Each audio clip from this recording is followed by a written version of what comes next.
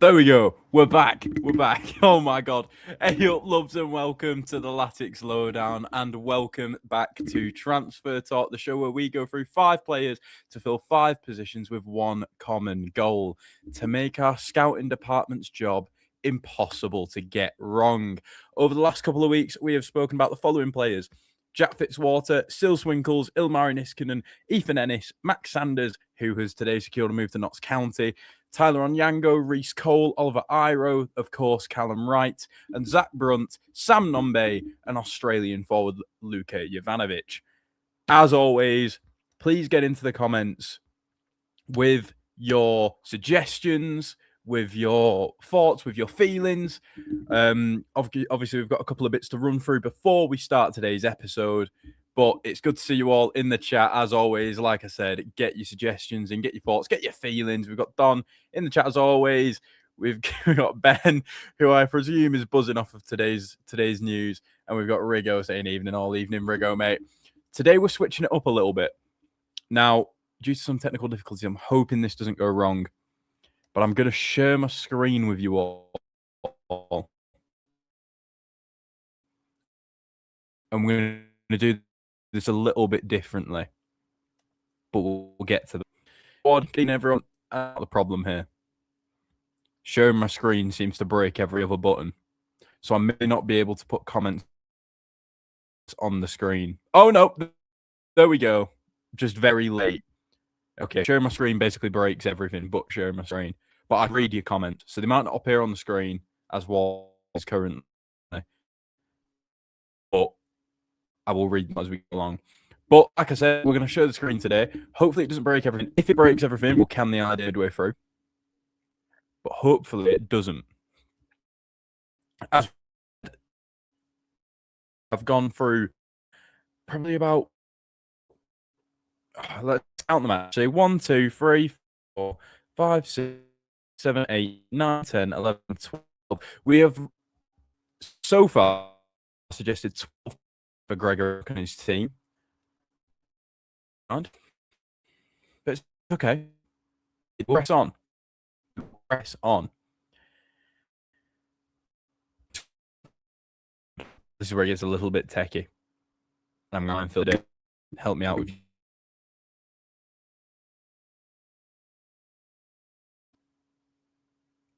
Oh, Rick, don't worry. I'm not sharing the screen yet. Don't worry. Wait, please me. Can someone comment that you can see me, at least? And I will share the screen in a moment. Don't worry, I'm not sharing it yet. No. I'm back. What's the verdict, guys? This is the beauty of doing things live.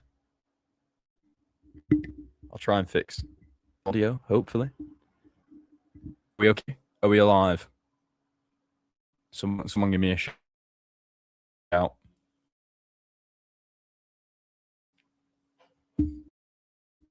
Someone give me in the comments. If they're sharing the screen everything, then I'll just count it. In fact, you know what I'm going to do, actually? I'm going to pull up the stream on my phone and see what you guys are seeing. You know what I'm going to do, actually? I'm going to pull up the stream on my phone and see what you guys are seeing. Okay, the show and the screen is seemingly breaking everything. You know what I'm going to do, actually? I'm going to pull up the stream. Okay, now everything's broken again. Brilliant. Give me 2 seconds, guys, and I'll fix this for us all.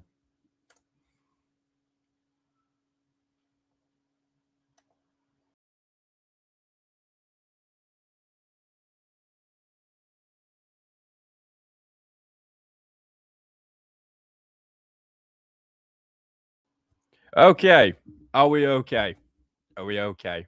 What's the verdict now? Oh, brilliant. It was working. Great. Verdict. Are we better?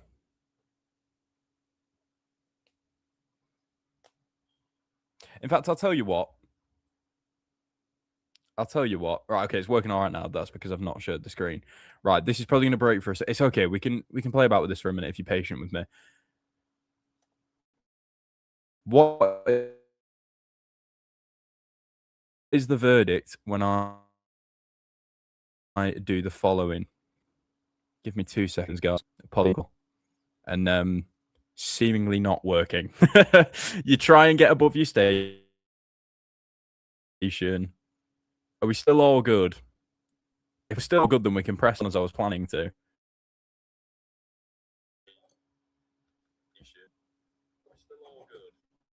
Right. We're seemingly breaking again. What I'm saying.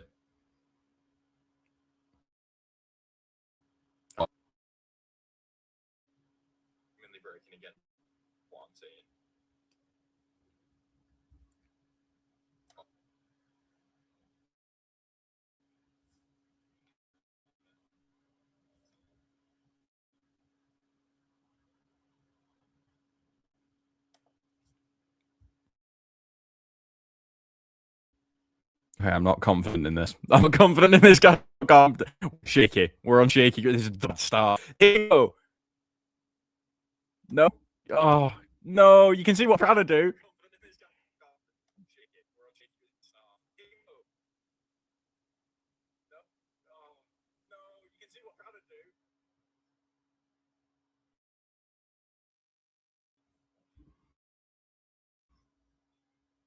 This is a bad start.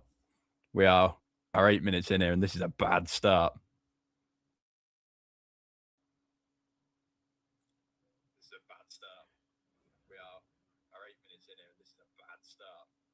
Hang on. Are we okay?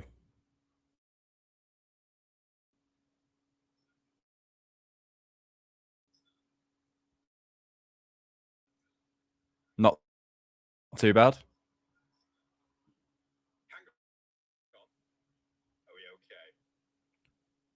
Right, I'm looking myself in the corner.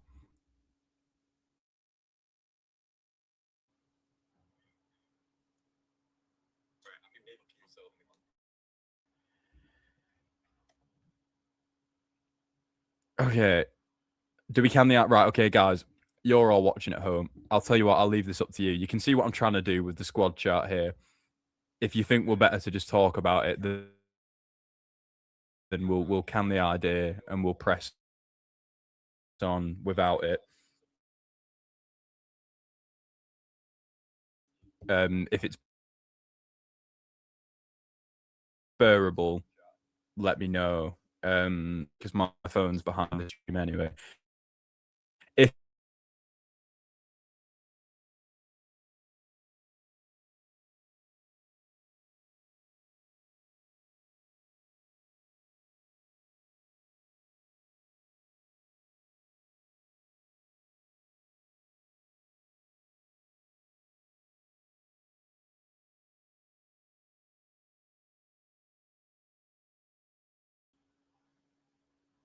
we're canning the idea. We're canning the idea, guys. We're canning the idea.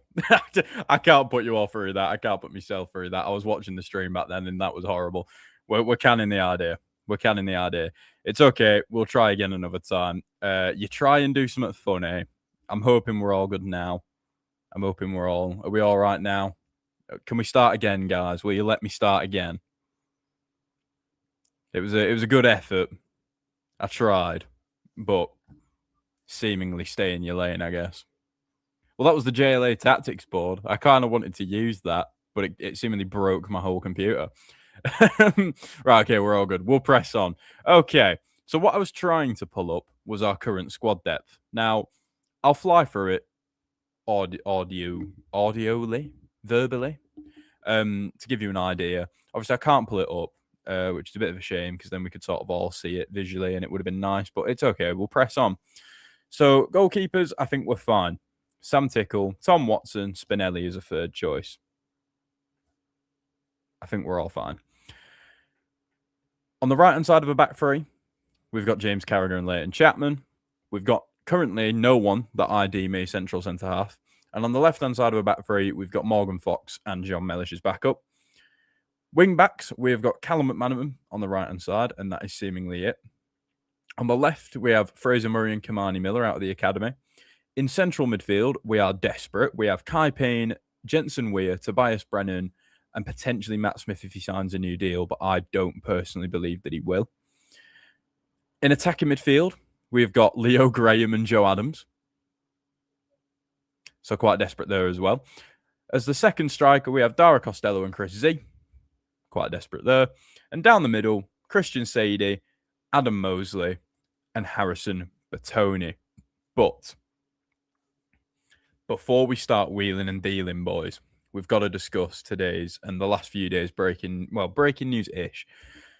The first bit I'll cover is Sam Tickle being linked away to the Championship.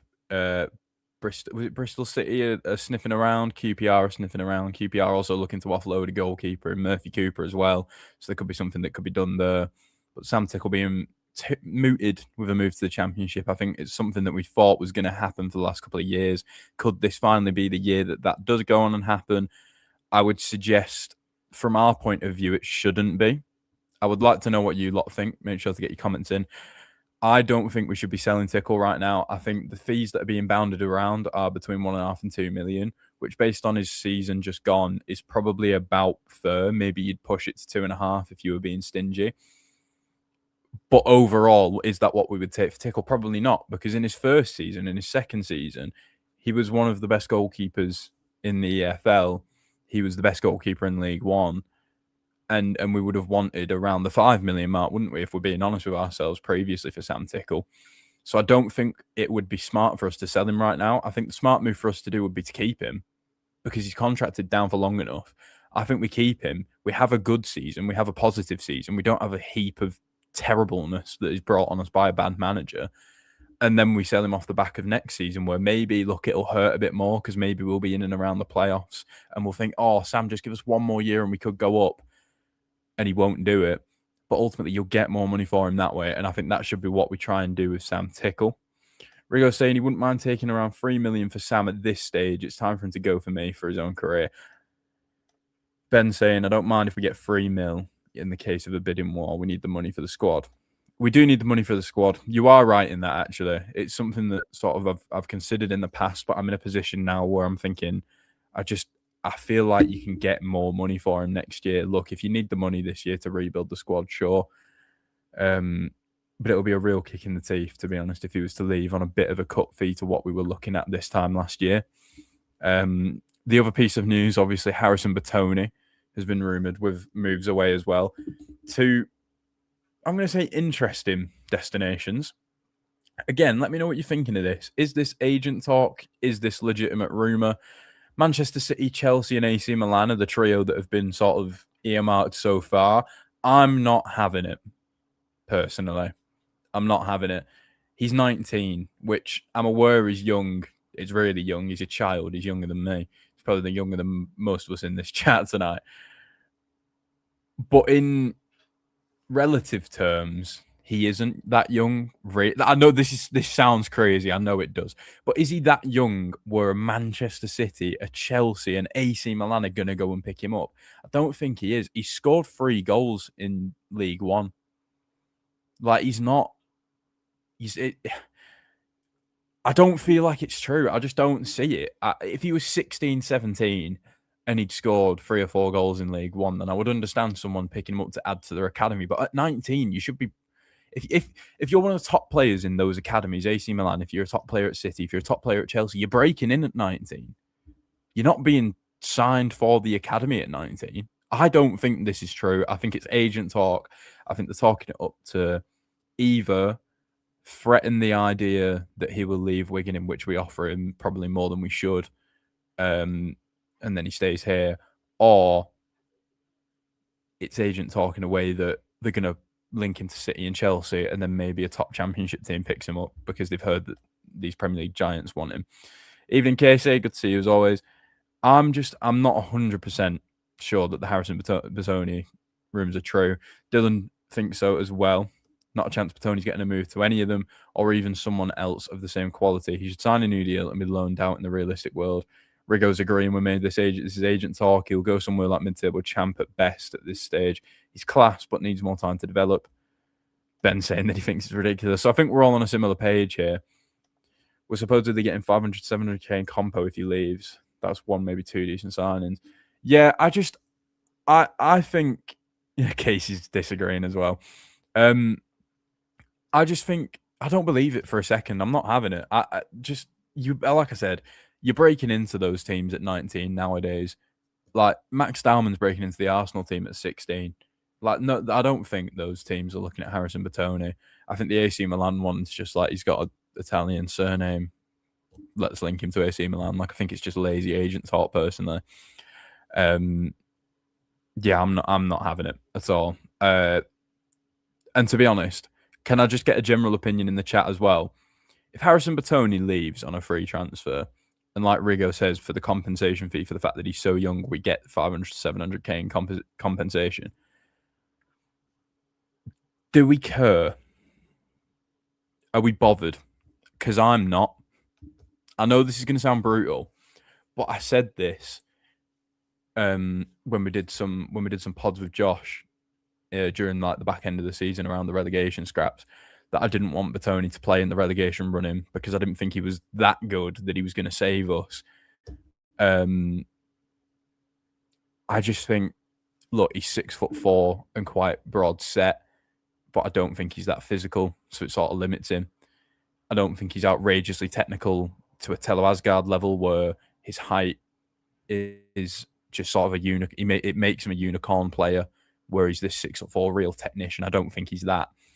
And look, he's 19. He'll develop. Of course he will. What is Harrison Bertoni? He's a great finisher. His best asset is just getting on the end of chances in behind and finishing them, which, look, you've got to say, if you look at Joe Taylor's goals, that would be the sort of chances that are created for him here. Maybe that's why he should sign a new deal and stay here.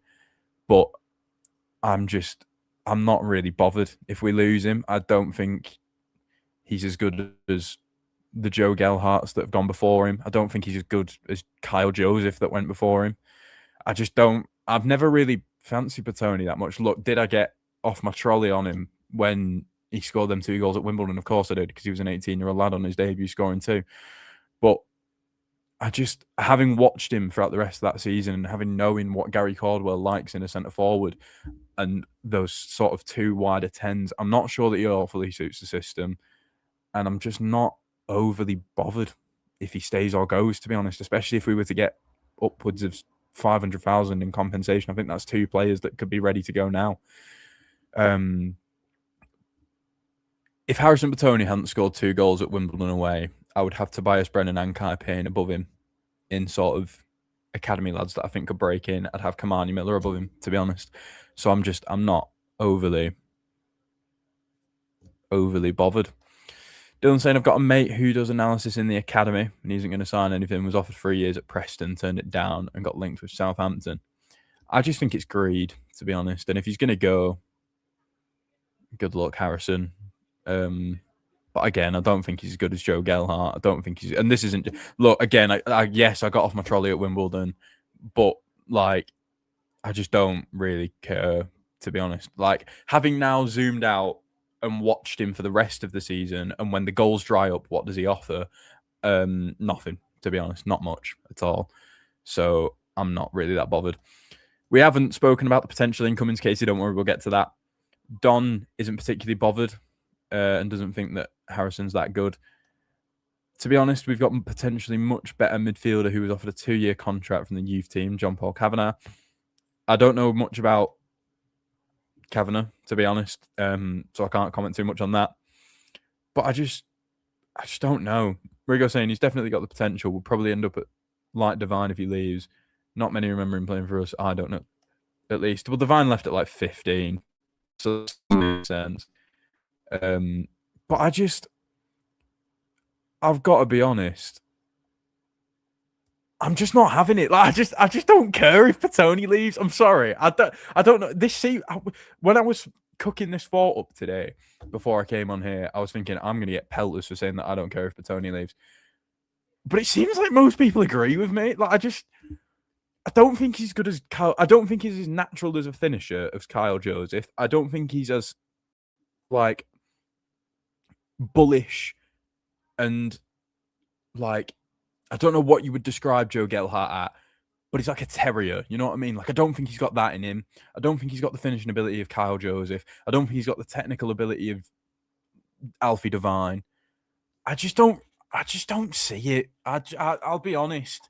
Like, if anything, go and do what you want and sign this deal at Southampton or AC Milan or wherever you want to go and pay the money and we'll take the compensation. Because if anything, I think he causes more of a headache selection wise than he offers on the pitch. Because you think he's this 19-year-old bloke that scored 2 on his debut and you've got to play him because, development.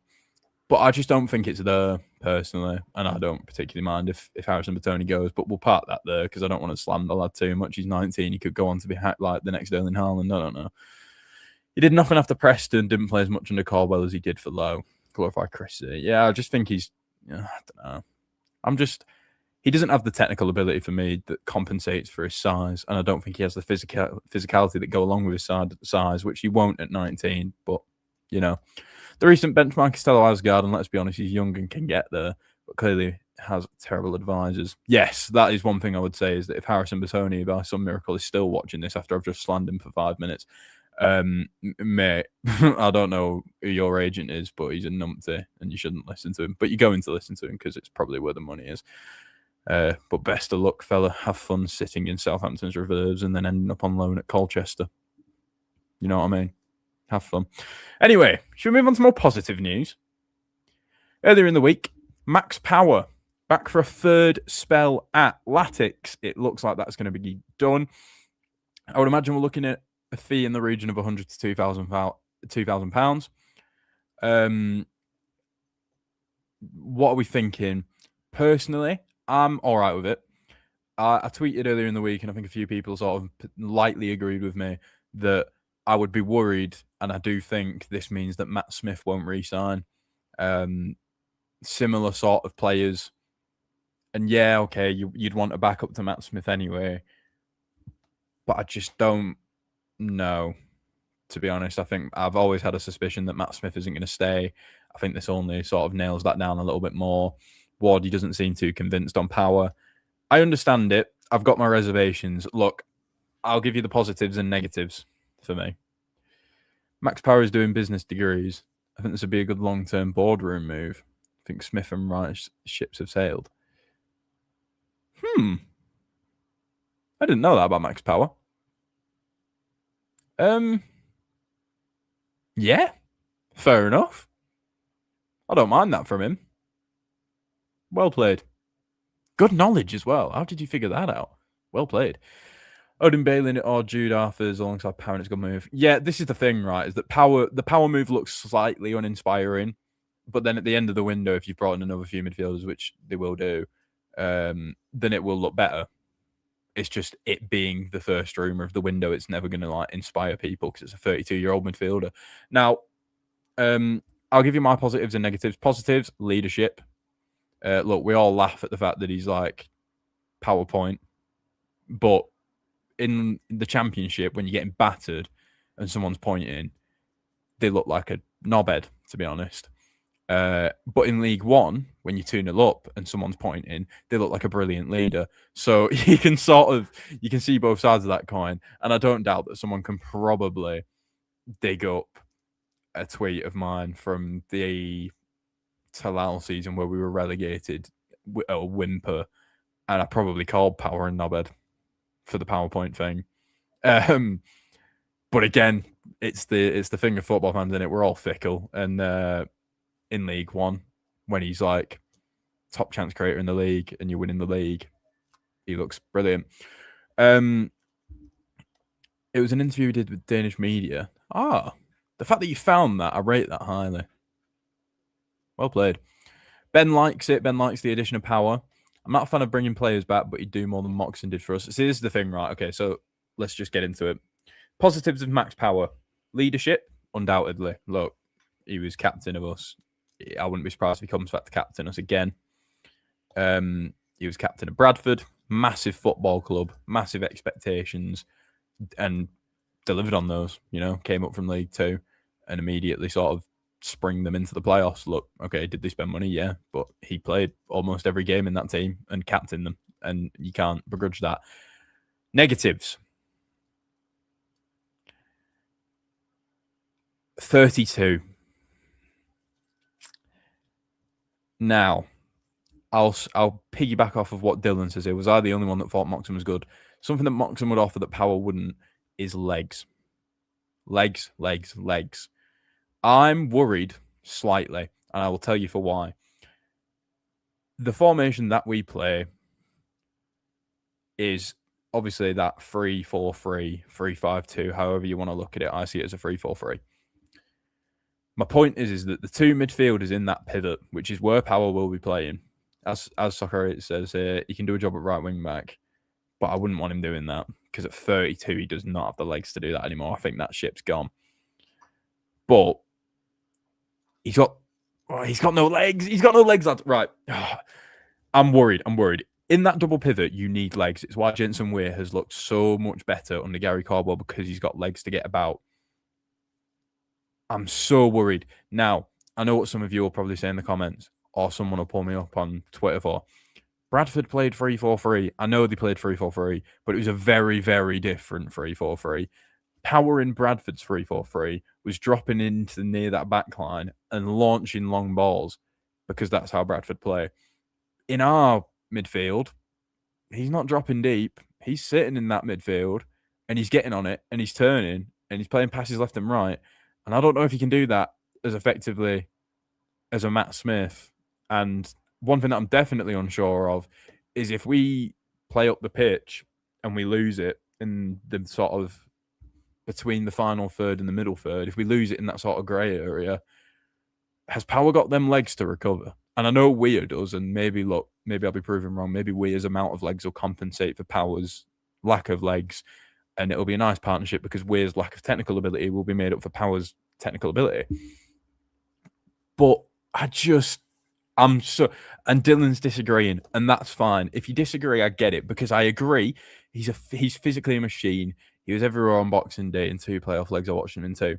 Look, if I've misjudged this, I will hold my. If I watch Power on day 1 of the season and he covers every blade of grass, I'll hold my hands up and say I'm sorry. But he's going to be 33, and this is my thing, right? I don't disagree that he's a physical machine. He is a adamant professional. He is a top professional, right? He's like David Perkins in that regard. He'll play until he's 36, right?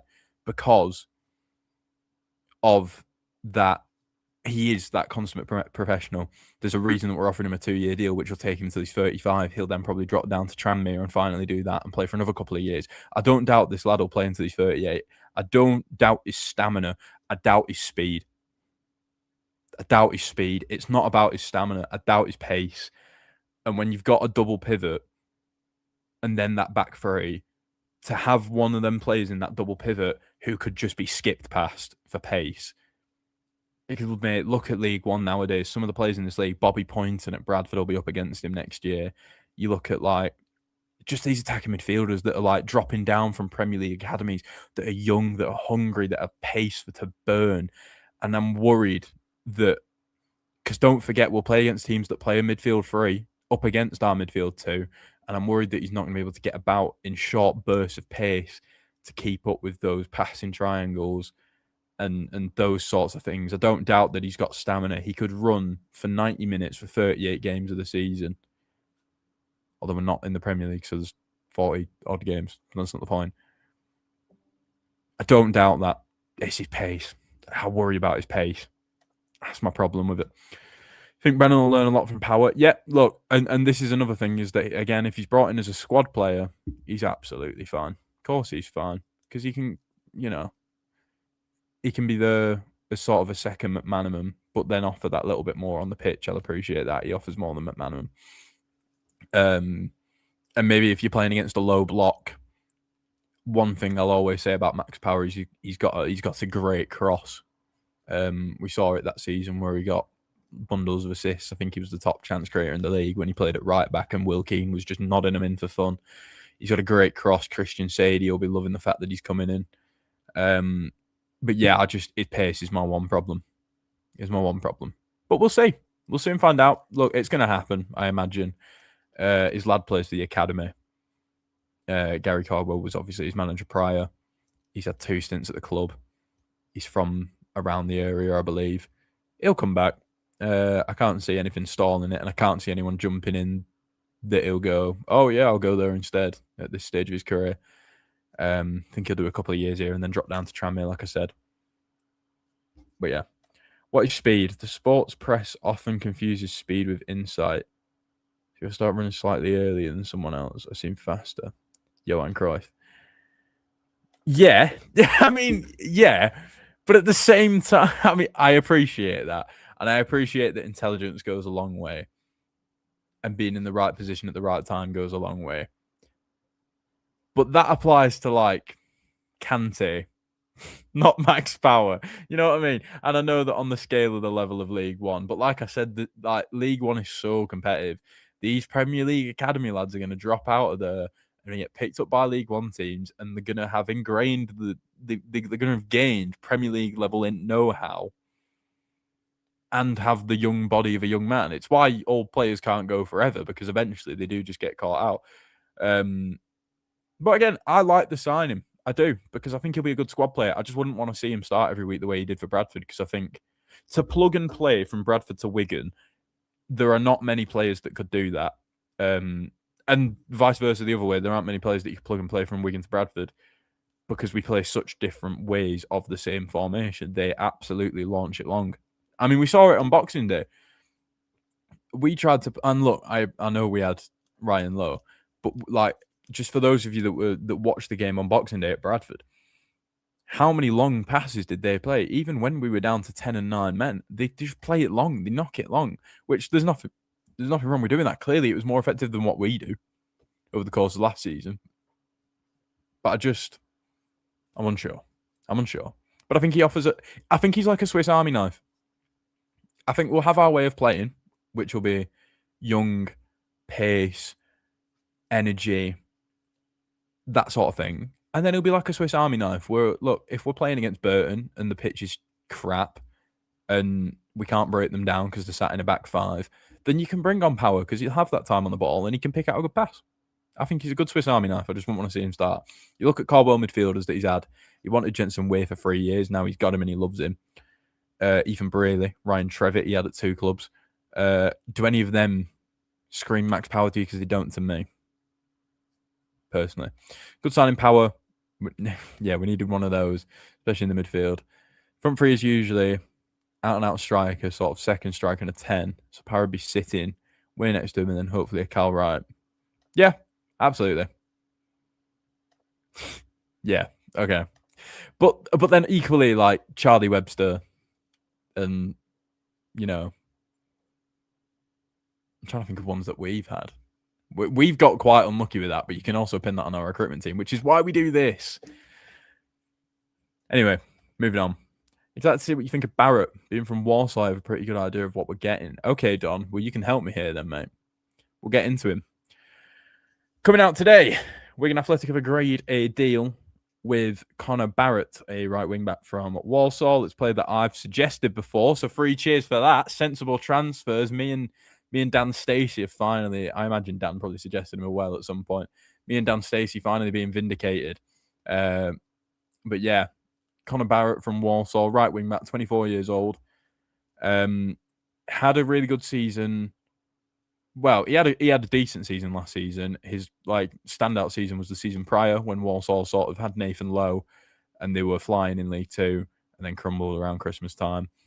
I personally think, as Soccerati says here, great move. I think right age profile, 24 years old, just about to enter his prime. A common theme that I was seeing on Twitter from Walsall fans is that he was linked with a move away in January, and that sort of turned his head and his commitment to the club sort of waned for the second half of the season, which we'll cross that bridge if and when it comes. If and when he gets a championship team sniffing around him and he drops his head for us, we'll just drop him. You know what I mean? Hopefully. If he can sort his attitude out, he's a great signing. Yeah, this seems to be the general consensus, is that he had a bit of a sort of hump with the fact that they didn't let him get that League One championship move at the end of last season. And then again in the January, they sort of Walsall stood in his way a little bit and he seemed to have got a bit of an ump with that. But in terms of the player on the pitch, really good from what I've seen. He can go both ways in terms of he can cut in and hit the byline, which for a wing back who had his youth, or at least like his early stages of professional career as a right back, is really good. I would imagine if I had to guess, and Don, you might be able to help me out here, as a youth player, as in like an under 18, 17 sort of thing, I would imagine he was a winger in like his younger years because, like I said, he's got that potential to go in and out both with ease, to be honest, and I really like him. He'll need to go less of the cutting inside, obviously, because he'll have that second striker 10 in front of him. But then if the 10 makes a run and stretches play, he can cut in like a Fraser Murray and get that cross towards the back post. Dream for me was Ryan Barnett, Connor Barrett, close enough. Yeah. He's absolutely rapping on the counter. Bloke has an unbelievable ball in him as well. Yeah, he does. He does. He's got a good cross on him, which is something that I'm valuing a lot this summer personally, is the ability to just strike a ball, whether it be a cross or a shot, because we've seen too many Dion Rankines and Ola Kigbe's, as we've covered before, that just like, all right, you can take on a man one time out of 10. And then even when you do that, your final ball is terrible. Rafael Rodriguez Borges, frustrating for the same issue, was good at taking on a man. And I would, to be honest, I'd probably have Rafa back because I thought he's got raw potential there, but I feel like it can be built on. But you need someone who's got it. Fraser Murray's got it. I think Connor Barrett's got it as well. Hugh Chapman will be pushing him as well, so there'll be no room for sulking. I don't know. Are we going to run on the assumption that Leighton Chapman's going to back him up as a right wing back? I have Chapman down more as a right-sided centre half personally, but I'm not against the idea of him being a right wing back. I just think he starts off as a right back, then Sadler converted him into an attacking wing back. Oh, but yeah, he started off as a right back in his professional career. And I don't know, I do not know. I'm not going to claim to know, but just from watching him play, I would imagine that as a youth player, like as a kid, basically, as like a 14, 15, 16-year-old, I would imagine he was probably a winger when he came through at Fylde, sort of as a sort of young teenager, because I just don't see how you could have had coaching as a fullback throughout your youth and yet be that good at cutting inside and hitting the wing. If that's the case, fair play, because his coaches have done a great job with him. Nathan Lowe on loan to run it back. Barrett X Lowe. I'd hope so. Also, Fraser Murray can play as a central attacking midfielder. No, not for me. Sorry, not for me. I appreciate. I've called for that previously, but then having watched him out wide for Caldwell, not for me. The only problem with the Connor Barrett signing is this: Stout Niskanen's coming in now. Yeah, look, if we get in a world where we have Ilmari Niskanen sign on a free transfer, Connor Barrett for a few $100,000, and we have Ilmari Niskanen backed up by Connor Barrett, silly good. Probably not going to have him. Probably not going to happen. But look, what I would say is that if you're not going to give me Ilmari Niskanen, because I would have done anything to secure that man's signature this year, but if you're not going to give me Ilmari Niskanen, Connor Barrett was probably up there for second choice. So I'm happy with that. Niskanen is signing for Fortuna Sittard. That's true. That's a surprise. I know he's Finnish, but like, he's not finished. He's Finnish. But, surprised Leicester haven't had a sniff at him, was in their academy for it. I think Leicester will be going for a little bit higher brow than that. Like, Leicester are trying to, like, sign players that should be going to the Champions, like your Jaden Worms, your Tyree Shades, sort of players. I've not heard that he's going to Fortuna Sittard, but if he is, then fair play to him. Best of luck out there. A Fortuna Sittard in some sort of European competition, because if so, that's a great move for him. That's a great move. Right, guys, before we head on into our signing section, because we are half an hour, we are 40 minutes in here, and I've not covered a single suggestion. I'm just going to run and get a charger, because my laptop is also going to die. So I'll be back in 2 seconds.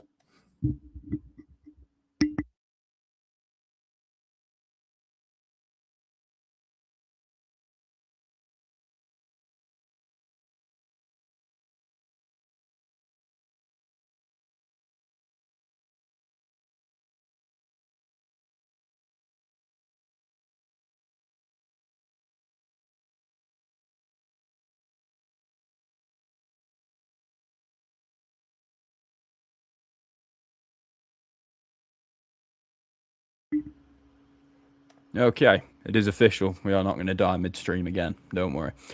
Let's get into some signings, shall we? 11th in the Eredivisie, we're saying for Fortuna Sittard. Fair play. I thought maybe they'd have like Conference League or something.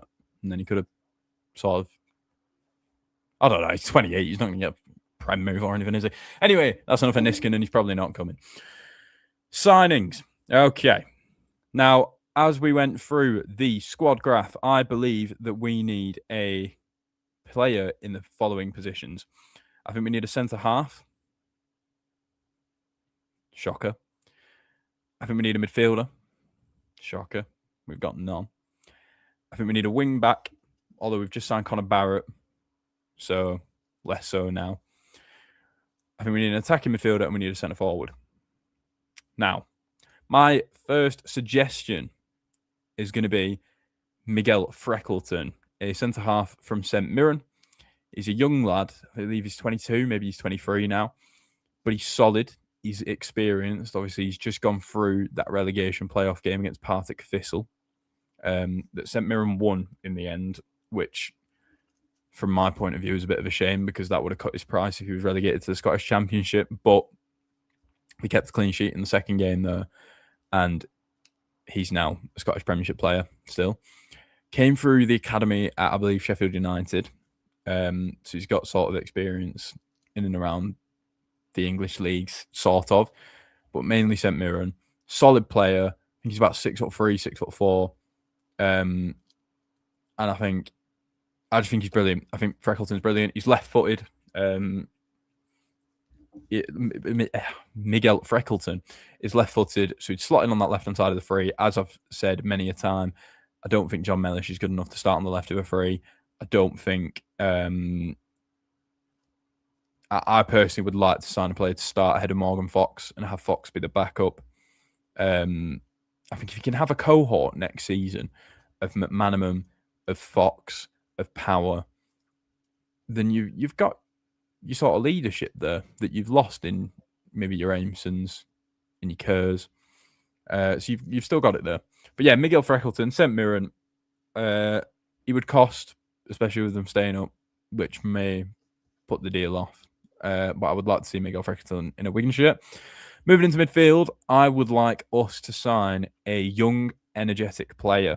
Now, my only problem with my suggestion here is that maybe it stands in the pathway of Tobias Brennan because they're very similar players, but I would like to see Wigan go in for Callum Cisse of Salford City. Today lost the manager in Carl Robinson. He was dismissed of his duties after finishing fourth, which is ridiculous in my opinion, but hey, well, this isn't a Salford podcast, so luckily I don't have to dissect that. He's only 23 years old, 7 goals and assists for Salford. He's got really long legs, Callum Cisse. They brought him in from Wealdstone last season, so his progression is sort of going up a lot. He's Tottenham Academy. Don thinks there's no chance that we can afford him. He may well be right.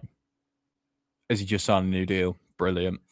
Great. So we probably can't afford him, although that may include some sort of release clause, maybe. I know that's not necessarily as much the done thing in the lower leagues, but from his point of view, if he signed the new deal there, I think he's a wally if it's with the intention of staying there, because I think he's deserving of a move up the football pyramid. Although it's what's it called? Ambitious from Salford. If they've managed to time down to a new deal, so fair play to them if they've done that. But Callum Cisse, he's got really long legs, covers ground like a monster. Think of him a little bit like Panucci Kamara, but with final third product, is how I see Callum Cisse personally. Very similar to Panucci Kamara, but 23. So lovely stuff. Also local, Salford, relatively. I'm there now. So, yeah. Rigo, just for context, he's not on about Lou Robinson. He's on about Carl Robinson, Salford manager, which would be really weird because I'm pretty sure Salford have sacked him now, and then he's going to get like a ridiculously upward move. Because I know Salford sacked Carl Robinson with the intention of trying to lure Dave Challoner, which was never going to happen. So, numpties, Gary Neville, what are you doing? Moved into attacking midfield. We need a Callum Wright replacement. If it's not going to be Callum Wright, which looks like that ship may be sailing as the day goes by. Jamie Donnelly, This is an ambitious one from me, but it's a loan, so it won't cost. Off the back of a poor season at Oxford, only starting 10 games in the Championship, but when he was in League One last time out with Leyton Orient, he was the top chance creator in the league. How much of that can you attribute to the fact that that Leyton Orient team was just brilliant? He had Charlie Kelman, top scorer, in front of him, and he had Dimitri Mitchell running down his left-hand side. Or can you attribute both their successes to Jamie Donnelly? Maybe you can. 8 goals and 10 assists last time he was at Leyton Orient. I think he's a great manager. It's because someone's just mentioned Carl Robinson again. I think Jimmy Donnelly's a great attacking midfielder. Sorry, he's left-footed. He's very creative. He's more of the 10 than he is a wing. He's one of the rare players that isn't a winger and isn't a striker that can play in that 10 that is lopsided, which is exactly what I did at Leyton Orient. He played pretty much the exact same system at Leyton Orient in that left-sided 10, where Callum Wright was for us. Under Richie Wellens. So I would love to see Jamie Donnelly in a Wigan shirt. Jamie Donnelly. Don agrees. Zach Brunt and Jamie Donnelly. Zach Brunt, we mentioned last week, for anyone who missed it, former Sheffield United Academy, was once offered a trial at Real Madrid, currently at Boreham Wood. I would love Zach Brunt as well. Striker. Our last order of business. They don't grow on trees, these 20-goal lot, but we're going to try and grow one. We've not got the money.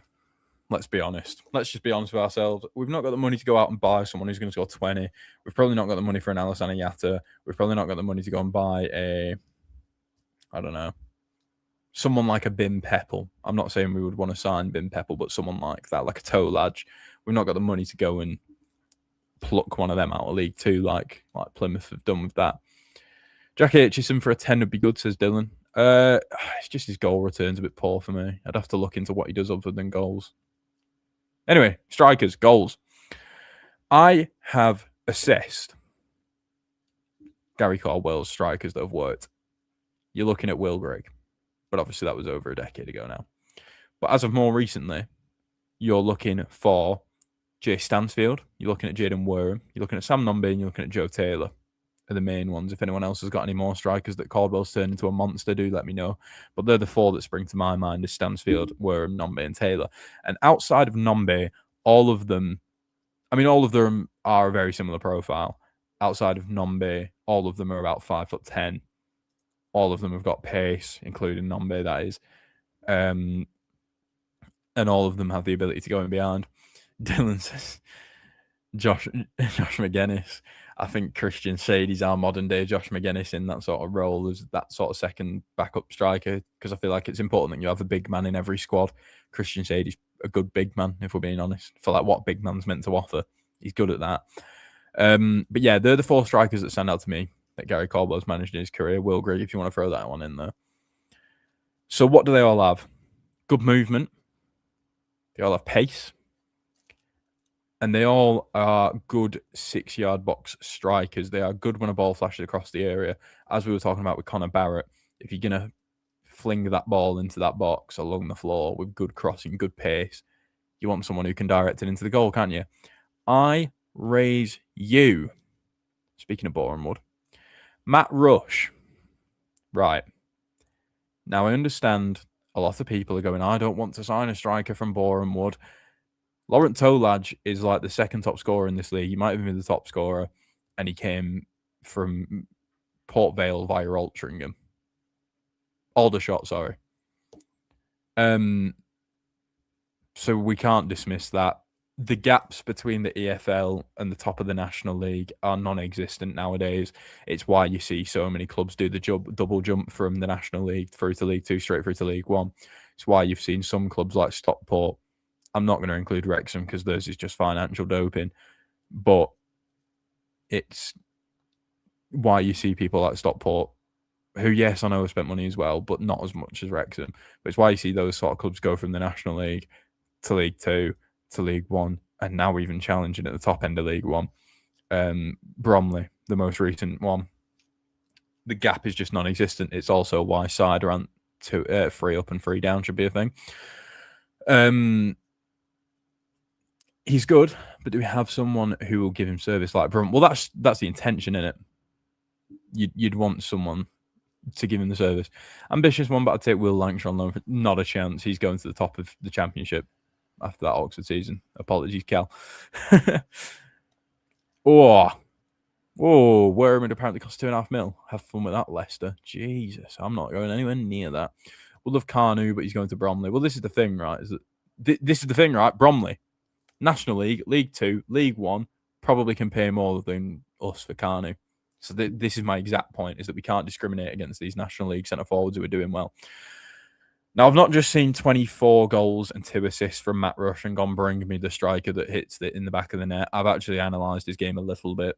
I think he creates great separation to get a shot off, which, if, like, when I first heard that, someone at home has just gone, what?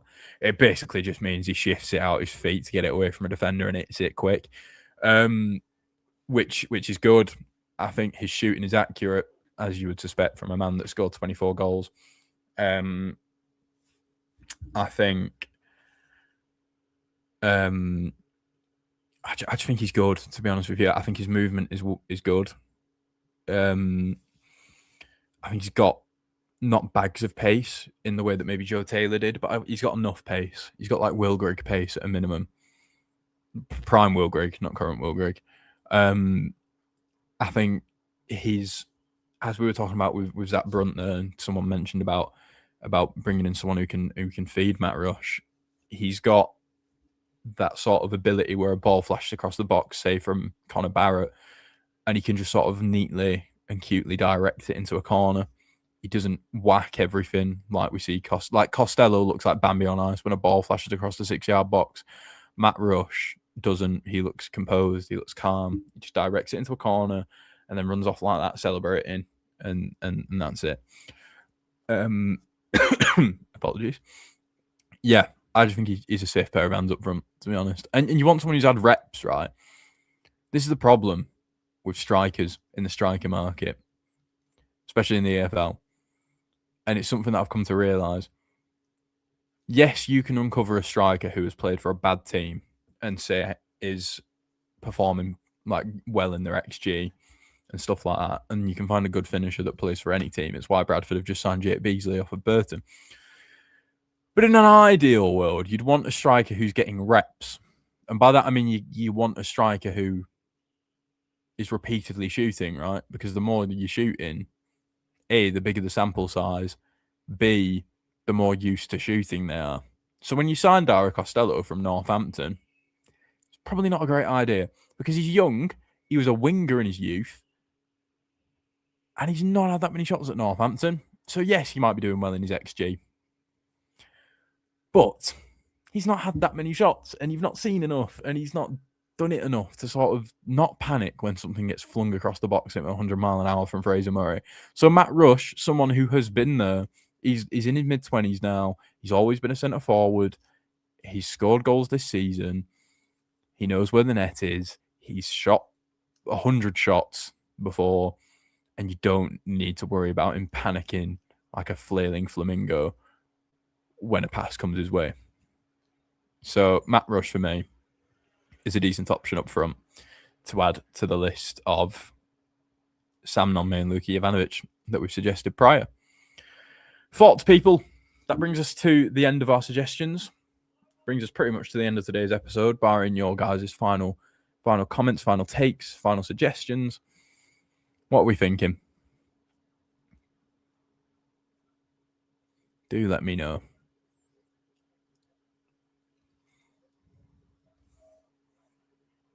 I'll try and be back next week as well with some more suggestions. I know Don was sad that we weren't here last week. You've missed out on 5 players. I do apologise. I was sunburnt.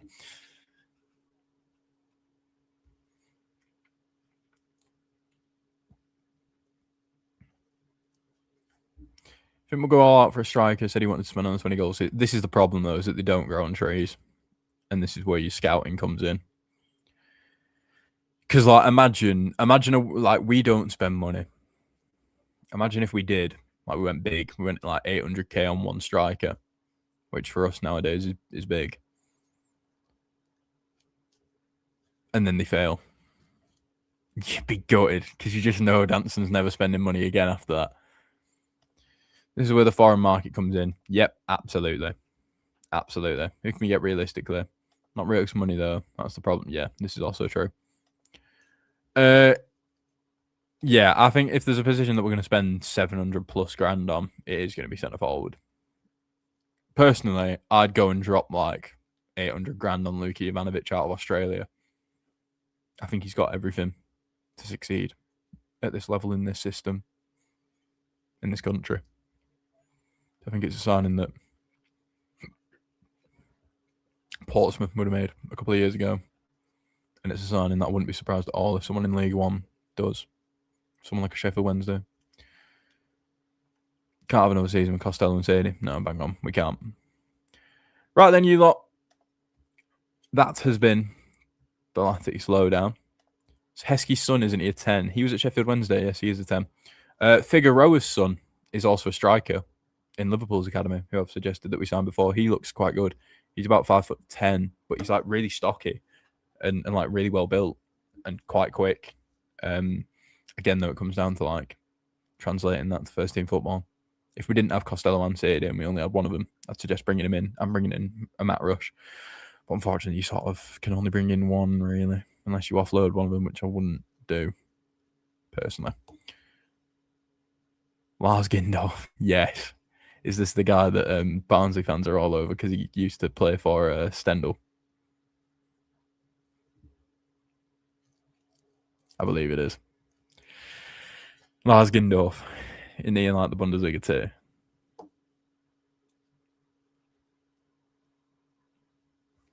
The bloke with long hair, isn't he? Sam Bell.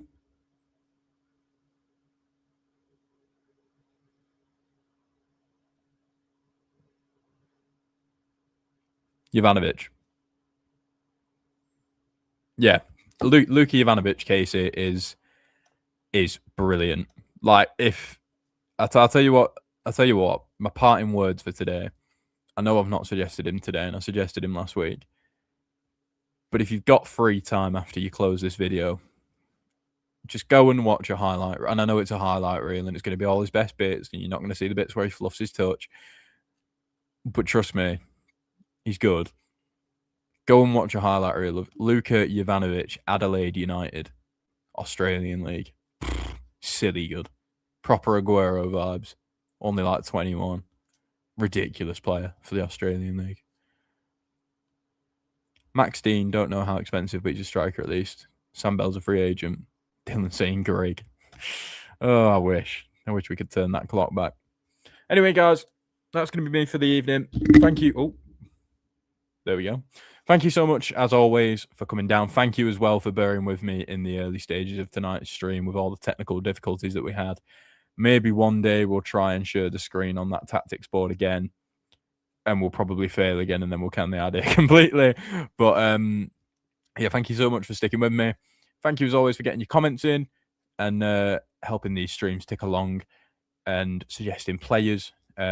You can tweet me. Feel free to tweet me if you've got a player that you want me to bring up on a future episode. I cover as much as I can in these episodes, but obviously I need to hold some players back for future episodes.